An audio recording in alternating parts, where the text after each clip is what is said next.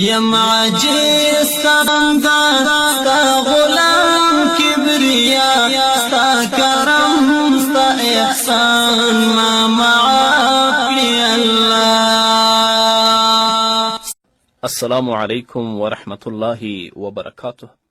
فضل الرحیم رحیم سلامونه را لیږلي دي او د سلام نه وروسته لیکلي چې زه یوه پوښتنه لرم. پوښتنه مې دا ده چې زه د زکات پیسې بل ولایت ته لیږم.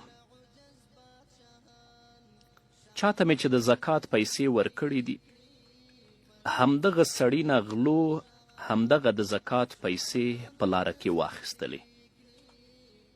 اوس زما زکات صحیح دی که نه دی؟ ما خو د زکات پیسې استولې دي. فقها لیکي زکات له خپل ټول مال څخه یوازې جلا کول دا کافي نه دي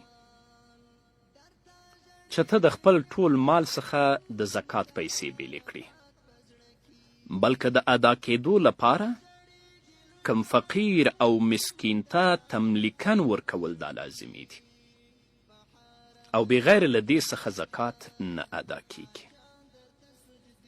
نو اوس چې تا د زکات پیسې چاته ورکړي دي چې دا بل ولایت ته ویسه او په لاره کې همدغه د زکات پیسو غلو واخیستلې،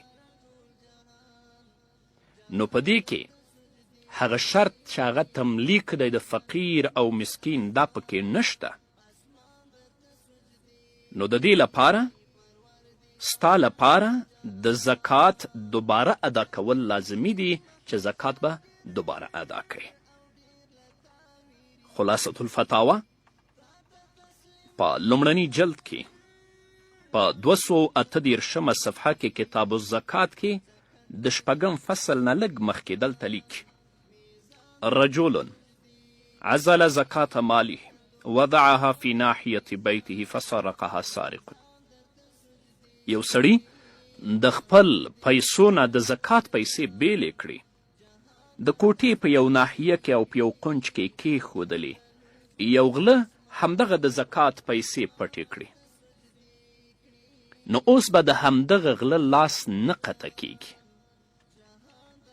لا یقطع یده للشبهه وعلیه ان یزکیها، او په دې باندې دا لازم او واجب ده چې خپل مال به بیا پاکوي، یعنی دوباره به زکات ورکوي.